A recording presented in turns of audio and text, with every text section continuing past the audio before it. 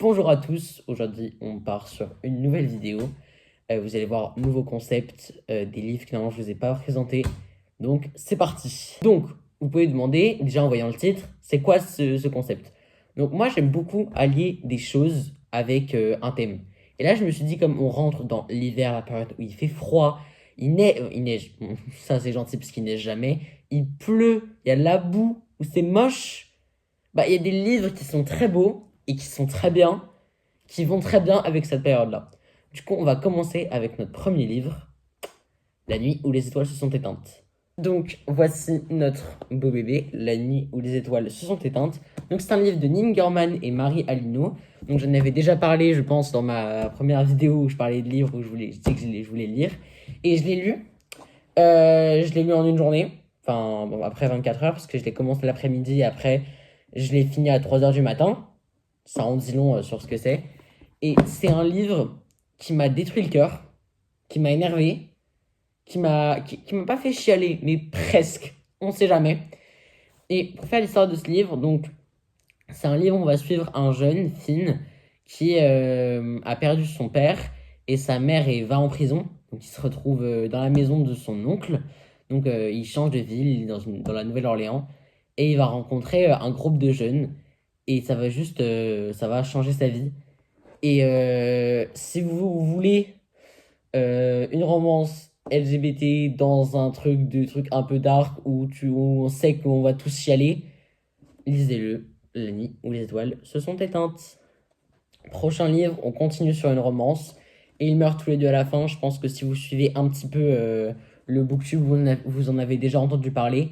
Donc c'est un livre de Adam Silvera, donc c'est une romance qui se passe dans un monde parallèle où il y a une entreprise d'escaste qui, le jour de votre mort, va vous appeler le matin même pour vous prévenir de votre mort dans la journée. Et du coup, on va suivre deux personnages qui vont, euh, qui vont grâce à une application faite pour ça, vouloir se rencontrer parce qu'ils passent leur dernière journée seuls. Et ils vont se rencontrer, ça va chambouler leur dernière journée. Et ce livre, pareil, c'est un peu le même type. Déjà, on le voit que rien que dans les couleurs, c'est pareil, c'est dans le bleu, le noir et tout ça. Et ce livre, juste le début, moi j'ai trouvé, il peut être un petit peu lent. Mais franchement, à partir d'un moment pareil, j'ai mis un peu de temps. Et je pense à partir de la moitié, voire les trois quarts du livre, j'ai tout lu d'une traite. Il est vraiment très bien et il fait vraiment pleurer. Moi, j'ai des images qui sont décrites qui m'ont marqué. Bon, par contre, faut pas le lire vraiment pour l'écriture. L'écriture est pas dingue. Enfin, elle est bien, enfin, elle est normale, mais il faut pas s'attendre à de la poésie, beaucoup de poésie. Même si rien que je trouve l'idée en dit beaucoup. Donc maintenant, on va continuer sur notre troisième livre de romance, Heartstopper, tome 4. Donc, on continue sur un autre livre qui, pareil, a des couleurs un petit peu violettes, sombres. Donc là, j'ai fait une vidéo entière sur la saga Heartstopper. Donc, n'hésitez pas à juste aller regarder la vidéo. Elle apparaît ici. Attention, je me décale hein, parce qu'elle prend un peu de place. Elle est un petit peu. Elle a un gros ego cette vidéo. Donc, en témoigne les deux garçons. C'est aussi une romance LGBT. Donc, si vous aimez ça, faites les trois romances que j'ai présentées, voilà. Donc là, je peux pas trop vous en parler, mais il y a ce personnage-là qui va développer des troubles alimentaires. Et du coup, on va suivre toute l'évolution. Et en fait, c'est juste plein de mignonneries. Regardez la série aussi. Ça, c'est vraiment. En fait, allez regarder la vidéo sur Stopper. Genre, je peux pas vous demander plus. Allez la regarder. J'espère que je vous aurai convaincu de lire ça parce que juste ça me fait mourir de mignonnerie. Bon, lui, il me fait plus de la peine qu'autre chose.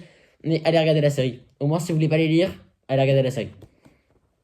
Ah, et je l'ai lu en anglais. L'anglais est très très accessible. J'ai pas un anglais de fou malade, on va pas se mentir.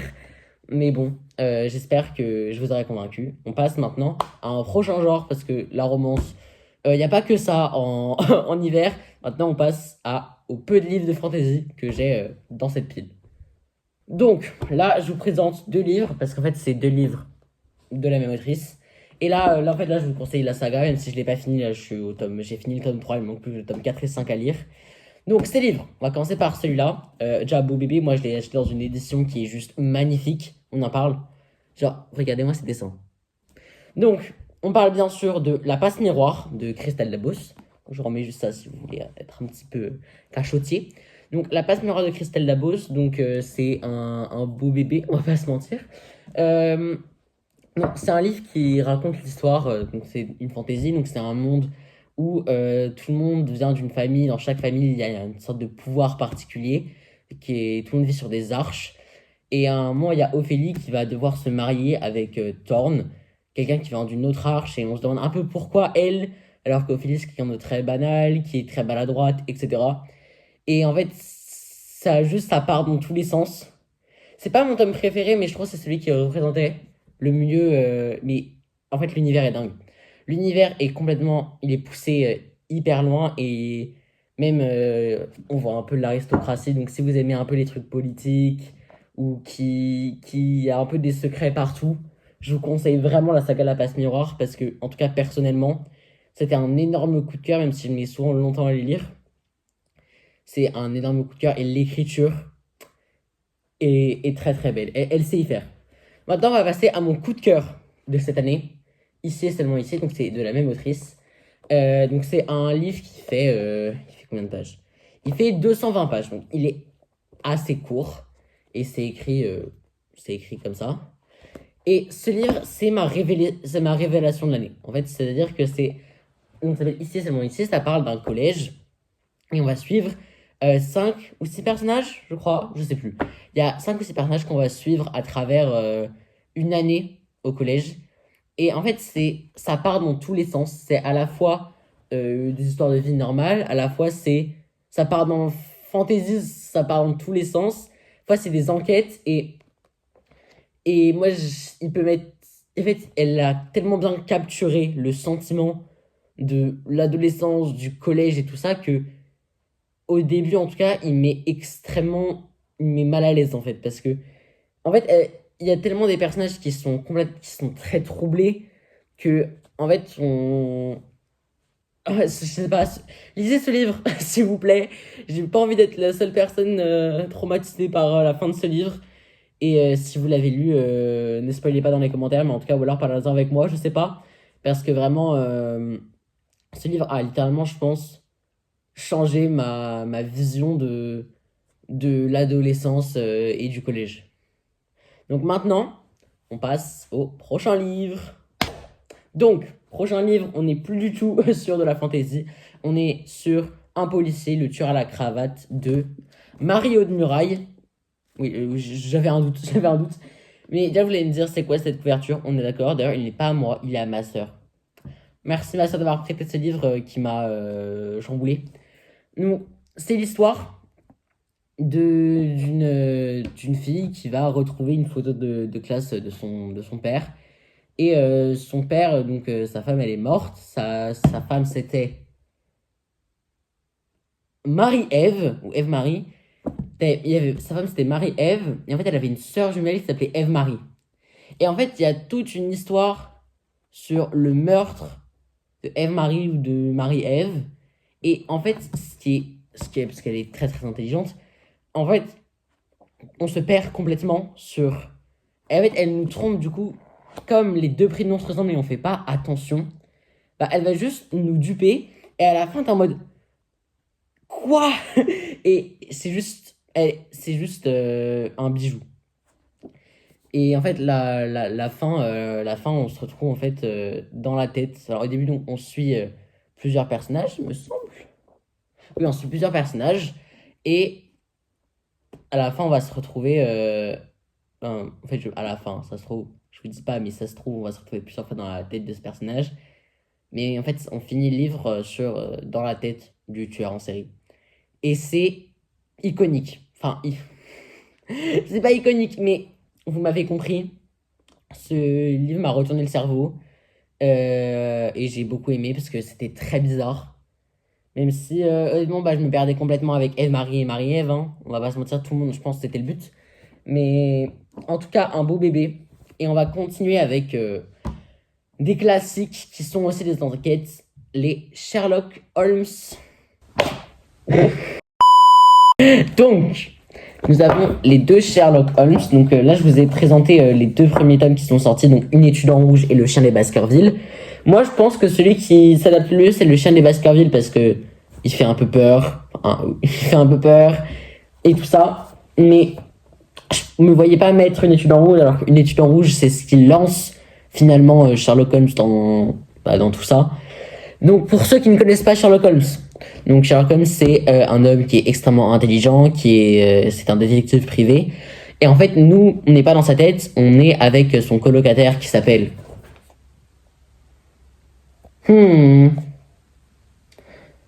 Dr. Watson, j'avais pas du tout oublié. Donc Dr. Watson, en fait, lui, il va juste assister Sherlock Holmes. Et en fait, pendant tout le livre, on est en mode, mais... Oh mon Dieu, ce mec est trop intelligent. Parce que bon, je pense que ce mec, s'il voulait tuer quelqu'un, ce serait la meilleure personne. Je ne fais aucune référence à une autre saga de livres. Pas du tout. Je n'oserais pas faire ça. Franchement. Ceux qui ont la ref, mettez-moi dans les commentaires. Donc, là, je vais surtout vous présenter l'histoire donc, du chien des Baskerville. Le chien des Baskerville, donc, c'est Sherlock Holmes et Dr. Watson qui vont recevoir un homme, Sir Charles Baskerville. Non, pas ça. C'est le mec qui est mort.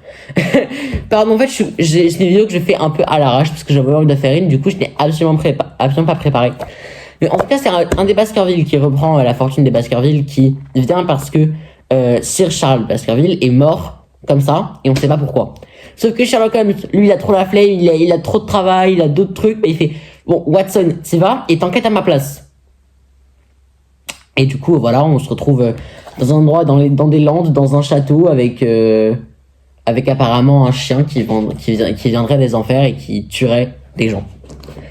Donc voilà, et Une étude en rouge, c'est la première enquête, c'est un homme qui meurt comme ça dans une maison avec des lettres en sang dans la maison. J'ai préféré Le chien des Baskerville, même si Une étude en rouge était très très bien. Mais vous pouvez les lire séparément, l'histoire se suit pas. En tout cas, j'espère que... J'allais dire que j'espère que vous allez bien. D'ailleurs, j'ai oublié de le dire au début. Est-ce que vous allez bien? Mais en tout cas, maintenant, on passe à la Dark Academia enquête. On passe à If We Were Villains. Donc, j'ai eu peur. Donc, If We Were Villains de ML Rio. Regardez-moi comment il est beau. Genre, on en parle. Est-ce qu'il est pas beau? Après, son ego, il va gonfler. Donc, ce livre, déjà, m'a brisé le cœur. En fait, je crois que c'est un petit peu, en regardant la pile, c'est un petit peu ce qui rejoint tous les livres, finalement. Parce que, à part eux, mais en vrai, tout ça, ça m'a brisé le cœur. Et on verra après. Là, juste, on est sur la Dark Academia, surtout. Donc, on est sur Oliver Marks, qui sort de prison. Et t'as un l'ancien enquêteur qui s'est occupé donc de son affaire, parce qu'Oliver Marks a été arrêté en prison pour le meurtre d'un homme qu'il a peut-être ou peut-être pas commis. Et le policier, il part à sa retraite et il veut savoir ce qui s'est vraiment passé ce soir-là dans cette école de théâtre avec Oliver. Et donc on retrace en fait toute cette année, parce que c'est des étudiants en théâtre qui étudient Shakespeare.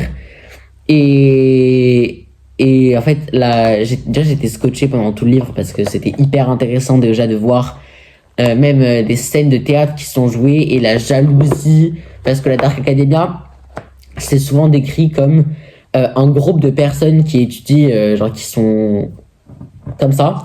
Et c'est des gens qui, à la fois, pourraient tuer quelqu'un pour le groupe et à la fois tuer quelqu'un du groupe. C'est un peu un mélange entre haine et amour, finalement. Donc vous avez compris, un cocktail explosif qui en plus sera adapté sur Netflix. Et ça en dit beaucoup.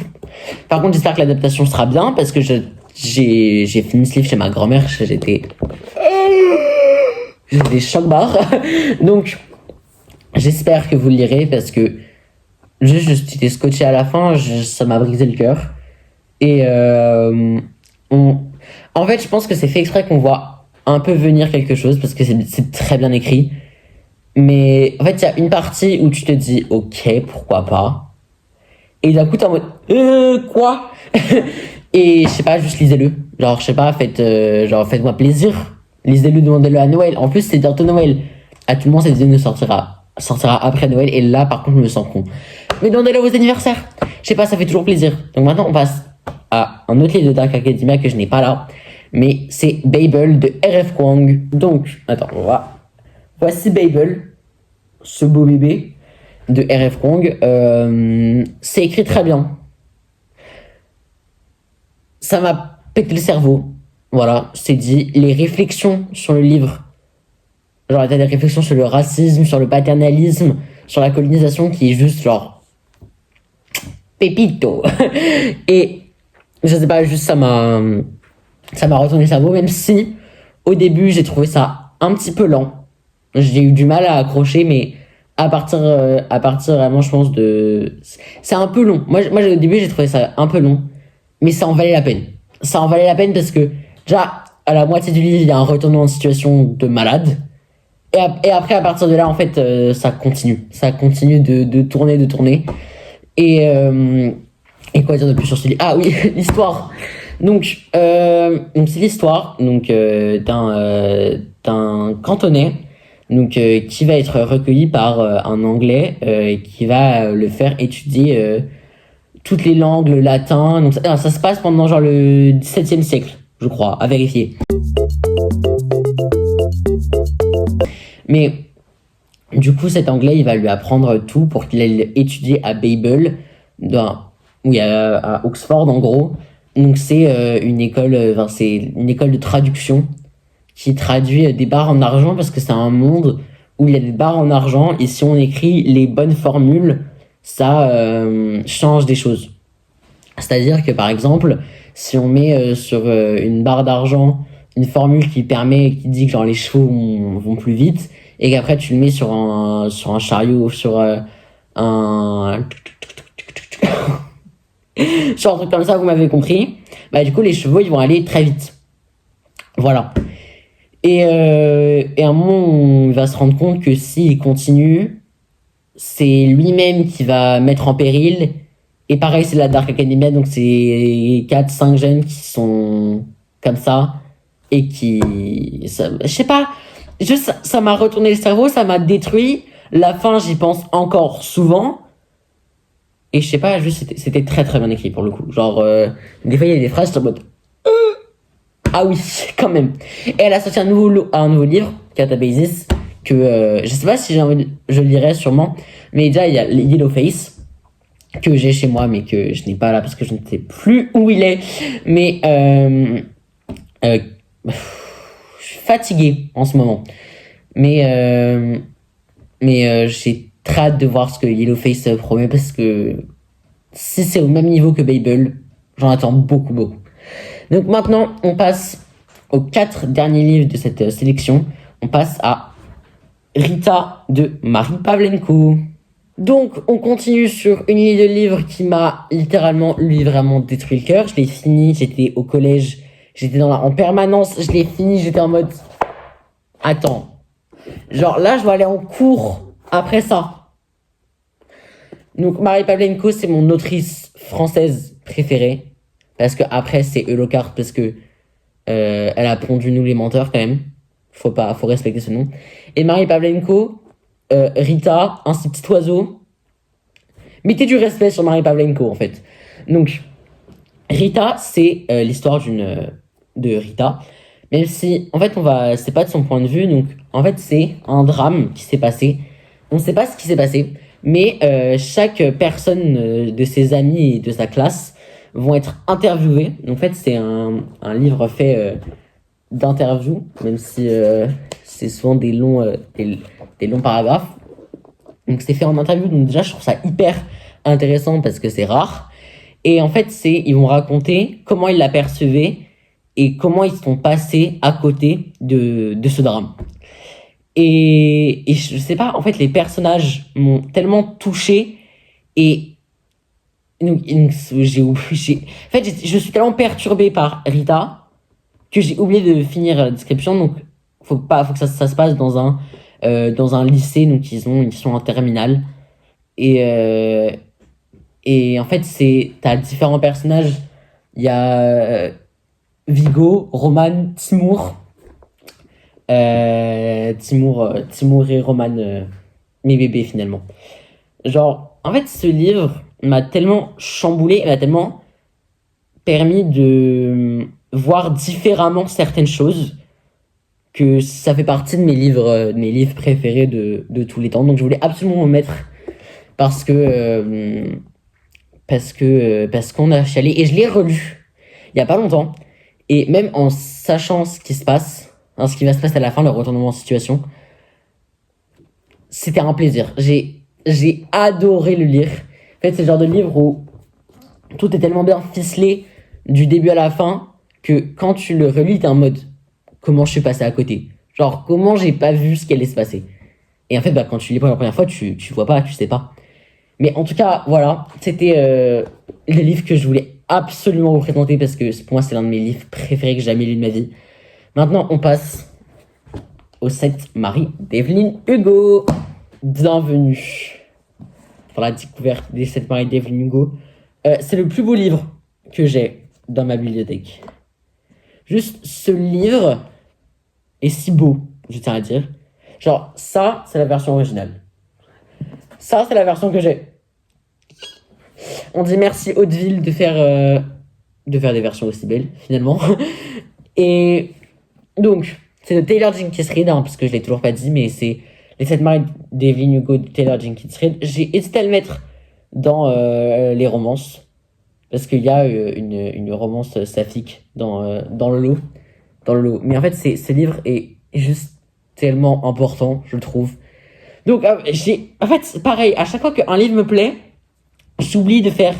Je parle du livre et après je fais le résumé. Du coup, là, on va faire le résumé tout de suite. Donc, c'est l'histoire... Il n'y a pas le résumé derrière, que... non, c'est l'histoire de Evelyn Hugo. Evelyn Hugo qui était une star de Hollywood des années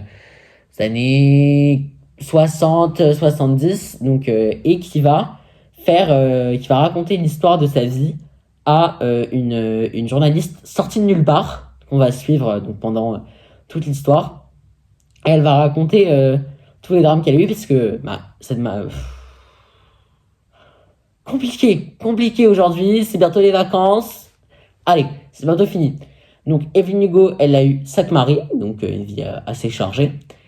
Et en fait, on va suivre sa montée à Hollywood, chaque mari un par un, et le vrai amour de sa vie qu'elle a... je sais pas, en fait, c'est ce livre, pareil, j'ai commencé, après j'ai fini par le lire toute une après-midi.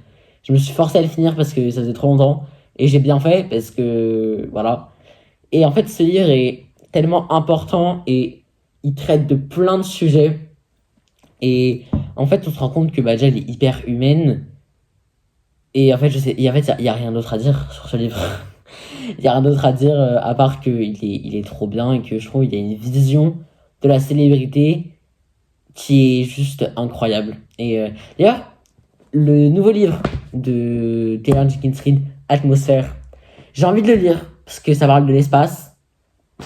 Et en plus, il y a une romance saphique, je crois, dedans. Donc, je pense que je vais le lire. Donc maintenant, on passe au prochain livre, l'avant-dernier livre, L'Attrape-Cœur de Salinger. Donc, L'Attrape-Cœur, c'est notre avant-dernier livre de la vidéo. Donc, c'est un livre qui est écrit par J.D. Salinger, que j'aime beaucoup. Donc, c'est un auteur américain. Déjà, attendez, je repose le livre, mais regardez-moi cette couverture. Genre, le cheval de carrousel. En plus, j'aime trop parce que on comprend la couverture à la toute fin du livre. Et ça, en fait, la fin encore. Mais donc, ce livre, ça raconte l'histoire. Il n'y a toujours pas le résumé. Je me fais avoir à chaque fois, hein, c'est bizarre. Mais donc, c'est l'histoire d'un garçon, je sais plus comment il s'appelle, mais en tout cas, c'est un peu un délinquant, donc qui est dans un pensionnat, mais qui va se faire virer quelques jours avant Noël. Et pour éviter d'inquiéter ses parents, il va errer dans New York. Et après, donc, au début des vacances, il ira chez ses parents. On va suivre ces quelques jours qui se passent à New York et toutes ces rencontres et tout ce qu'il va faire. Et ce livre fait 215 pages, et donc c'est écrit assez petit. Mais moi, le début, j'ai eu un peu de mal. Et à partir d'un moment, en fait, on s'accroche au personnage et l'écriture est délicieuse. Il y a plein de moments qui m'ont marqué. Par exemple, quand il revoit sa sœur. Tout ça, en fait, ça m'a tellement marqué et ça m'a vraiment touché parce que J.D. Salinger écrit très très bien. C'est pas... faut pas le nier. Et en fait, ce livre, donc ça raconte ça. Et pareil, il y a plein de réflexions, il y a plein de... Je sais pas, en fait, lisez ce livre. J'ai plus d'arguments pour dire à part que ce livre est hyper bien. Et, et lisez-le. Voilà. Donc maintenant, on passe à notre dernier livre, l'incontournable que je pense que vous voyez depuis le début de la vidéo et vous dites pourquoi il en a pas parlé. Je parle bien sûr de Hunger Games. Donc Hunger Games, on présente plus Suzanne Collins, bien sûr. Il y a eu 4 films, enfin 5 films, un 6e qui sort là. Mais je voulais présenter le tome 1 pour ceux qui n'ont pas lu. Parce que c'est un univers qui me touche énormément. Et donc c'est une dystopie pour ceux qui ne savent pas. Donc on va suivre Katniss Everdeen. Donc là c'est pour présenter un petit peu la dystopie. C'est un monde où il ne reste plus que les États-Unis et il y a donc c'est découpé en 12 districts et le Capitole. Donc c'est en gros le 1, le Capitole, c'est l'endroit où les gens sont les plus riches et le 12 c'est l'endroit où sont les gens les plus pauvres. Et le Capitole en gros c'est un régime totalitaire qui contrôle tout et qui pour s'amuser finalement, pour le fun, même si on va apprendre plus que c'est pour rappeler les erreurs qu'ont fait les districts par le passé, vont organiser les jeux de la faim, d'où le titre Hunger Games, où c'est 2 personnes de chaque district qui vont aller se battre dans une arène et qui vont tous crever finalement, sauf une personne qui deviendra le grand gagnant, même si traumatisant un peu les Hunger Games, et finira avec de l'argent, de la nourriture dans son district. Et donc là, on va suivre Katniss Everdeen, qui est dans le district 12, et qui va participer aux Hunger Games. Et en fait, c'est le début d'une trilogie, suivie de 2 préquels. Et je trouve il est hyper important, parce que c'est un petit peu comme la... Non. Je trouve que ce livre est hyper important parce que il montre les choses auxquelles il ne faut pas. En gros, une révolution qui tourne mal. C'est en fait, enfin non, c'est une révolution qui a mal tourné. Et en fait, du coup là, on se retrouve donc 75 ans, 74 ans après le début de après cette révolution qui a mal tourné. On va voir comment on peut peut-être changer les choses, même si on se demande si c'est vraiment possible. Et je sais pas, ce livre m'a brisé le cœur, encore. Lui, je l'ai lu en genre 24 heures. Enfin, même pas, je l'ai lu chez moi. J'ai commencé le soir, je l'ai fini le lendemain dans l'après-midi. Et il fait 380 pages. C'est quand même un beau bébé. Mais lisez les 3 tomes, lisez le préquel sur Haymitch. Haymitch, mon bébé, mon bébé d'amour. D'ailleurs, le film sort en novembre prochain. J'irai le voir au cinéma avec mes frères et sœurs parce qu'il faut pas manquer ça.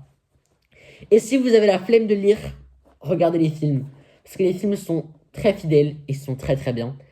Et je crois qu'on a fini cette vidéo. C'était intense. C'était intense, mais j'ai beaucoup aimé la faire. Donc peut-être qu'on se retrouvera pour une prochaine vidéo. Enfin, peut-être on se retrouvera pour une prochaine vidéo. Même si je pense que la prochaine vidéo, ce sera tier list de tous les livres que j'ai lus cette année. Et donc j'espère que vous allez passer une bonne soirée. Bisous, bisous. Et des bonnes fêtes surtout, j'allais oublier quand même. Salut!